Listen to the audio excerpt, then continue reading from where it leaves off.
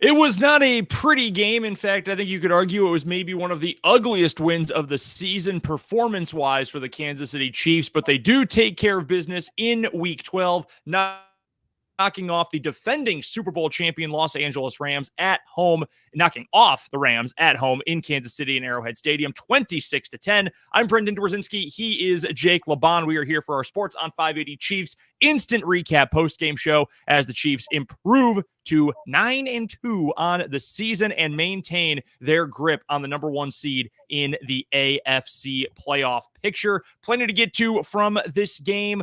The red zone offense, not exactly great. Patrick Mahomes, pretty good, maybe not as wonderful as he has been the last few weeks. Isaiah Pacheco was at least effective enough, and in the end, the Chiefs do come away with the 16-point win. Condolences to those of you who didn't bet on the Chiefs until right before the line closed, before kickoff, because the line, at least at certain sports books, was 16.5, not just 16. But for those of you who may have jumped on the Chiefs before the spread moved to that point, congratulations, you're a big winner thanks to a late Harrison Butker field goal. Now, as for the game itself, Jake, before we get to, we'll get to plenty of the red zone, but before we get to that, before we get to some of the individual standouts, what was your biggest takeaway from this Week 12 win?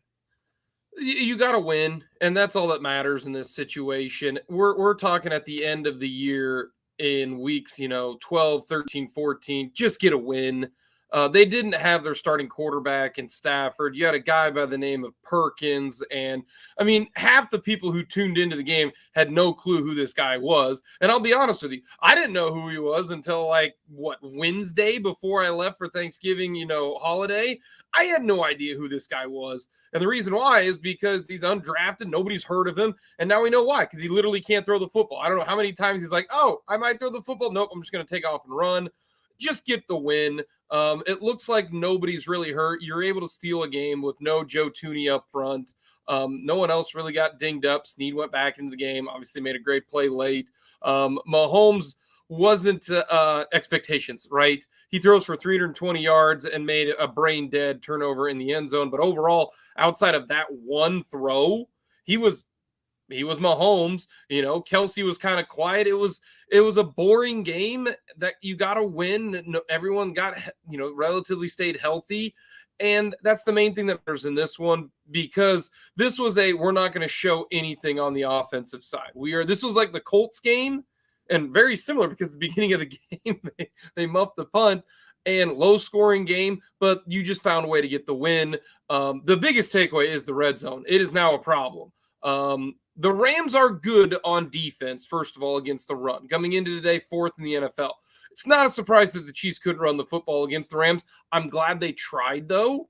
But the Rams are also really good in the red zone, and the Chiefs have struggled in the red zone. This is now an issue going forward. It's the offensive line, which overall kept Mahomes pretty clean after the first drive.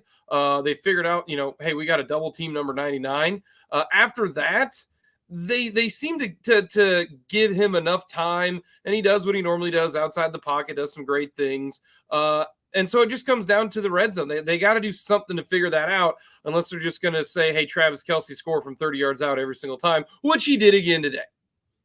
I think it's a positive sign, and not that the Rams are good. I mean, that's a bad team. You're right. They didn't have Matt Stafford, who, even when he's been out there this year, has not been good.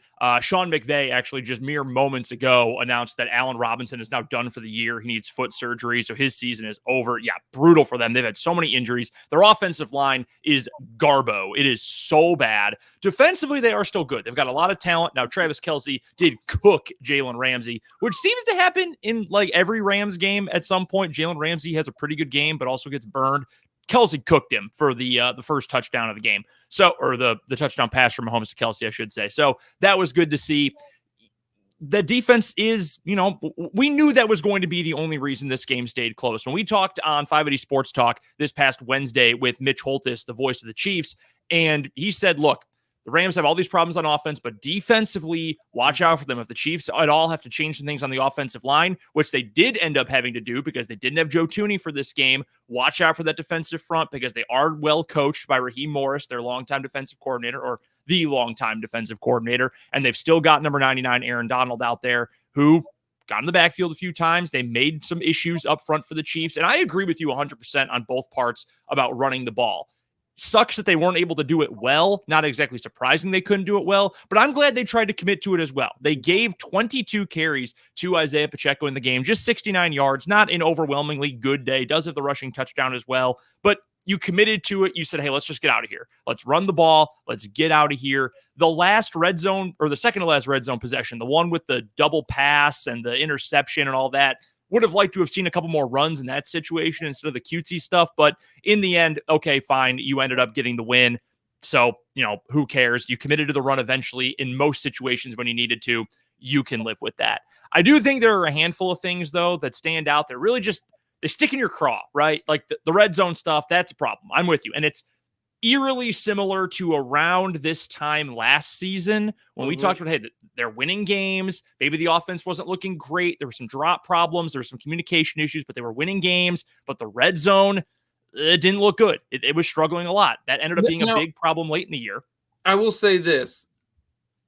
Knowing Andy Reid, when he gets a lead like he had today, he shuts everything down. This is my only theory on why the red zone was poor in the second half.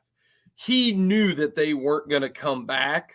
He knew that was the case. And so Andy Reid will never, ever put on film something that he thinks will work in the red zone in a game that he feels is in control.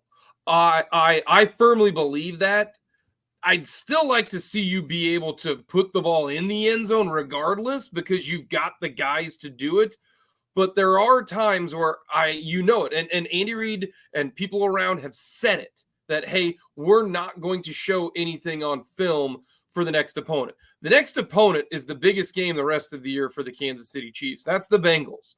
So I'm hoping that they're just like, hey, we're just going to run it with Pacheco. We kick a field goal. I mean, if Mahomes doesn't throw the interception, then it's not a 10-point game. And really, they kick the field goal. They go up 2 scores. The game is over.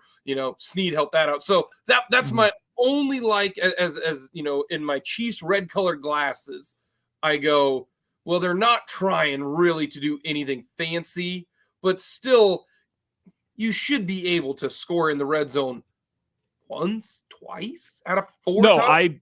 I'm with you on that. And you are, and we both agree on this. I think most people who watched the game agree that you're correct about this, but we have essentially more proof that more is coming, and we're not going to find out about it. This is from our good pal Matt Derrick from ChiefsDigest.com, our Sports on 580, Herman's Meat and Smokehouse Chiefs insider from the Chiefs post-game press conference just now.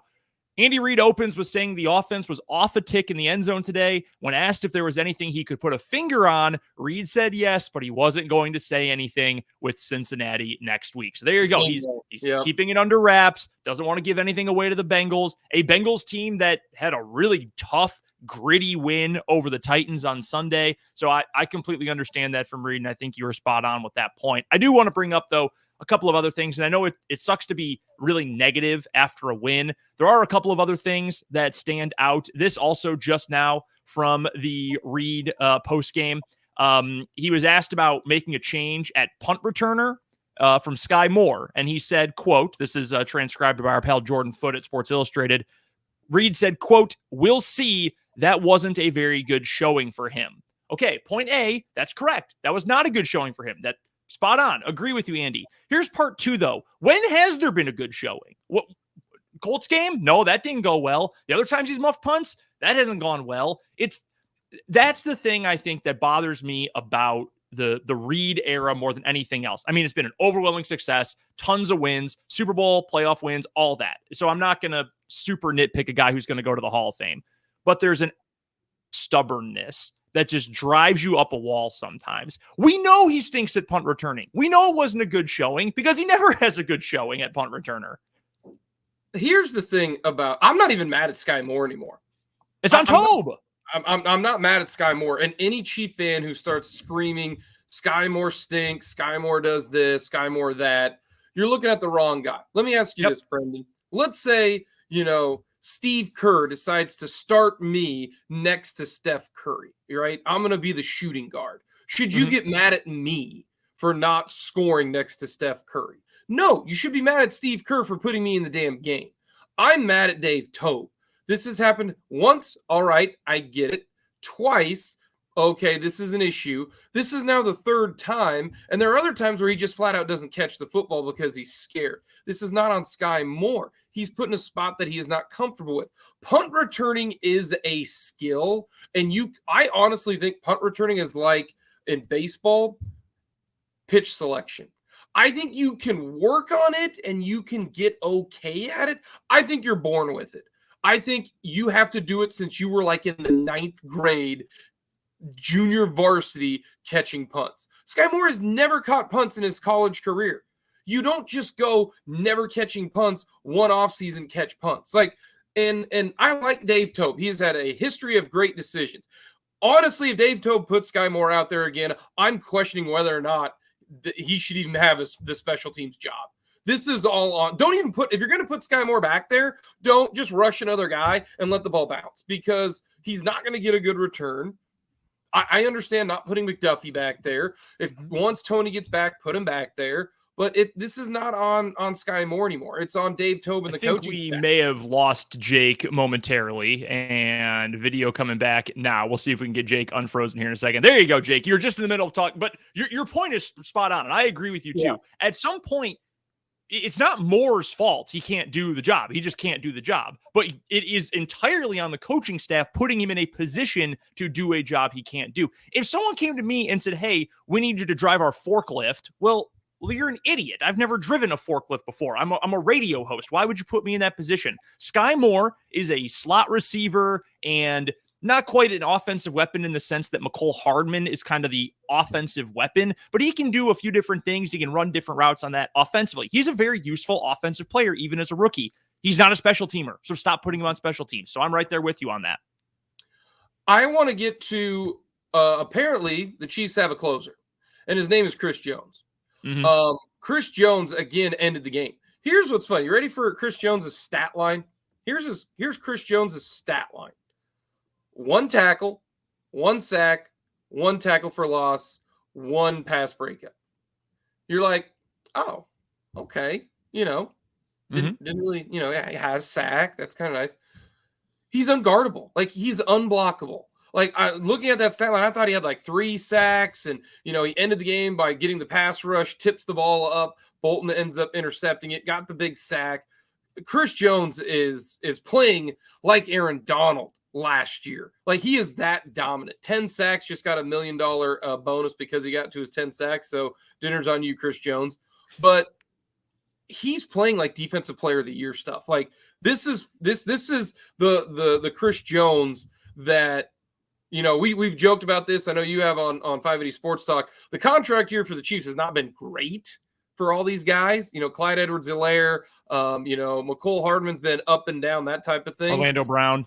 But man, Juju Smith-Schuster, and now in this situation, Chris Jones, because he is in a contract year. They're not going to have a $30 million cap hit next year. You're either going to, trade him or do something. You got to re-sign him now. This dude has closed out every single game. And the defense, I get, you got Perkins back there who can't throw, can't do anything. And they essentially held them to 3 points for the majority of the game. The defense still continues to do what they have done. And the secondary is playing well. This defense isn't fantastic, but let me ask you this. Is this defense better than last year? Yes. Pass rush is better than last year. Secondary is better than last year. And outside of an epic meltdown in the 4th quarter against the Bengals, they probably win the Super Bowl. Now you look back at it at this year, their defense is better. And man, a lot of it's because of Chris Jones. Here's the entire list of players in the NFL with at least a half a sack in 6 straight weeks. The last 6 games, including on week 12. Here's the entire list. Chris Jones.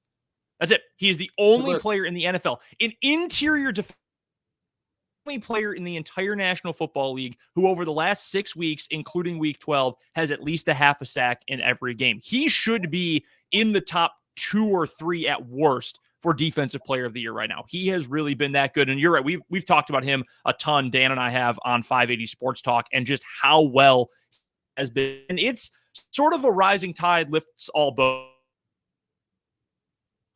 Extremely well. I think Carlos Dunlap has been a totally underrated signing this year. We were so high on it when it eventually happened during camp. He has been awesome. For as good as Melvin Ingram was last year as a nice complimentary piece as a veteran signing, Dunlap has gone far above what Ingram gave last year. And we praised that Ingram signing a year ago. He's been good. Karlaftis had the big sack today. I thought the defensive line did a really good job. And granted, could you say, well, yeah, they were playing one of the worst offensive lines in football? Okay, sure. You know what good teams are supposed to do against bad teams? Whoop them. What did the Chiefs defensive line do? They got in the backfield all game long. Jones, Karlaftis, Dunlap was making plays. All these dudes were making plays. Saunders got in the backfield a couple times. Now he also overran a couple of run plays to the boundary, but generally speaking, they were getting the penetration. That's a good start to the process. So I'm glad you brought up Chris Jones. He has been absolutely fantastic as of late. And it's great to see. And you're right. This is a contract year for him because that cap hit is so huge. There have been folks, I'm not going to name names, or name other radio stations in the greater Kansas City area who have said he's going to get cut after this year, but you can imagine that he's heard the whispers. I would imagine there's been talk inside the building that like, hey, look, Chris, you know your contract, we know your contract, just keep that in mind. And he's balling out like he's playing for his career right now, and that is absolutely awesome to see. It's also awesome to see the Chiefs still atop the standings in the AFC. The Bills narrowly escaped on Thanksgiving Day against the Lions. The Chiefs still at the top. They've got that full game lead over the Bills, over the Dolphins as well, who just beat down on the Texans today. They didn't score a point in the second half. They actually put in former K-Stater Skylar Thompson, didn't score a single second half point and still won by 2 touchdowns. That doesn't happen all that often in the NFL. So the Dolphins are right there in the running as well. But if you can take care of business next week, Jake, and with this kind of momentum, I do think they can beat the Bengals. Chiefs are in a great position. It should be a better than 50% shot right now at getting that number 1 seed. Here are the Chiefs' next 3 games. You ready? It is the Bengals, the Broncos, the Texans. Those are their next 3 games. Here are the next 3 games for Buffalo. At New England, the Jets, the Dolphins. The Patriots, the Jets, and the Dolphins can easily beat the Bills. All 3 of them can. In fact, the Jets and the Dolphins have already done that. The Patriots in Foxborough is a tough game. I know their offense is not great, but that defense is legit. So the Bills have a legitimate tough schedule the rest of these next 3 games. The Kansas City Chiefs have the Bengals, the Broncos, the Texans. I get the Broncos and Texans are on the road, but after seeing what, Russell Wilson and his defensive linemen are fighting now, which is fantastic to see. And then you got the Texans who they're not even a real franchise right now. Like this game against the Bengals is so big for the Kansas City Chiefs. And this is the game that I think this Chiefs team has circled. It's on the road at the Bengals. They lost to the Bengals twice last year, kept them from the Super Bowl, lost in Cincinnati. I think you're going to get a focused Chiefs team coming up on Sunday against the Bengals. I think this is going to be a Chiefs team that's locked in, and the Bengals know it too. They got a big win today where the Ravens completely tanked again in the fourth quarter. They ended up losing. So the Bengals have a chance at getting back in the division. I think they rested Jamar Chase simply to face the Chiefs coming up this coming Sunday. This is the biggest game the rest of the way for the Kansas City Chiefs.